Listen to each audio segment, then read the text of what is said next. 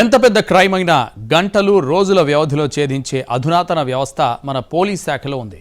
ఎంత పెద్ద నేరగాళ్లైనా పోలీసుల వ్యూహం నుంచి తప్పించుకోవడం అసాధ్యం. కానీ ఈ ఒక్క క్రైమ్ మాత్రం పోలీసులకు పెను సవాల్గా మారింది.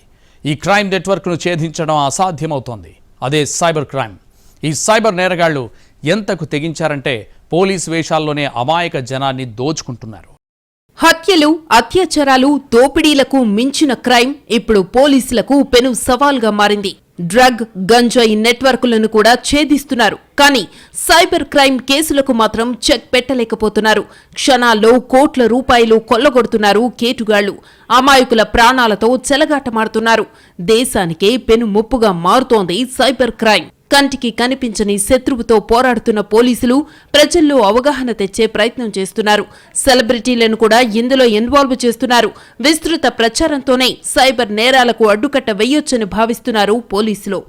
లక్షల కోట్లు కొల్లగొడుతున్న సైబర్ నేరగాళ్లను పట్టుకోవడం అంత ఈజీ కాదు.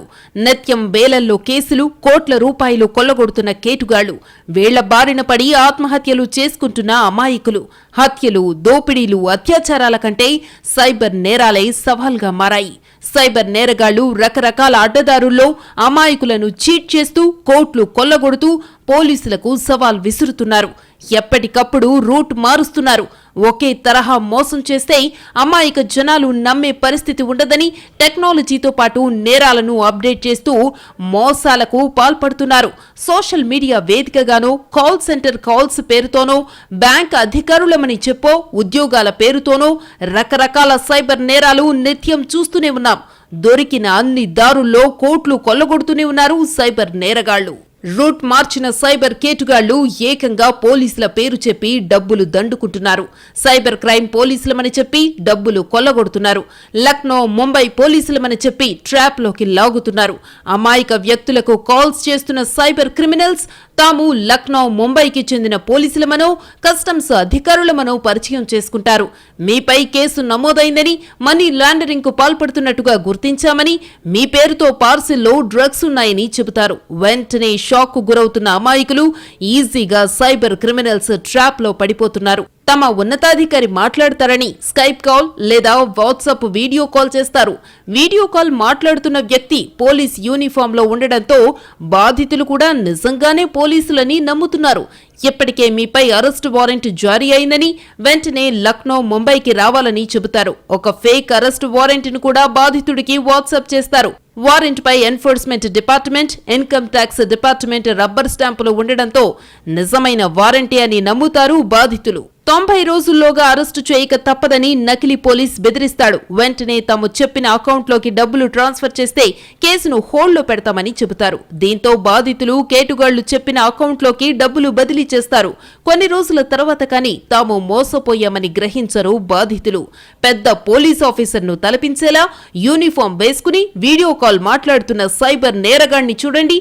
ఓ వ్యక్తికి కాల్ చేసి తాము ముంబై పోలీసులమని చెప్పాడు. మీ అబ్బాయి ఓ అమ్మాయిని స్నేహితులతో కలిసి అత్యాచారం చేశాడని, ప్రస్తుతం మీ కొడుకు మా కస్టడీలో ఉన్నాడని చెబుతున్నారు. ఇంకా ఎఫ్ఐఆర్ నమోదు చెయ్యలేదని, మీడియాకి తెలిస్తే మీ అబ్బాయి ఫోటోలు, పేపర్లు టీవీల్లో వేసి రచ్చ చేస్తారని అంటున్నాడు కేటుగాడు.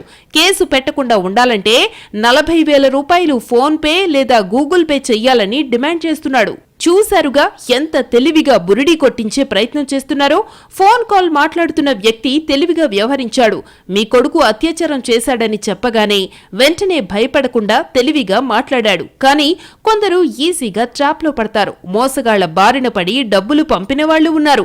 మీ పేరుతో ఫెడెక్స్ పార్సిల్ వచ్చిందని, అందులో డ్రగ్స్ ఉన్నాయని కొందరికి కాల్ చేస్తున్నారు సైబర్ కేటుగాళ్లు.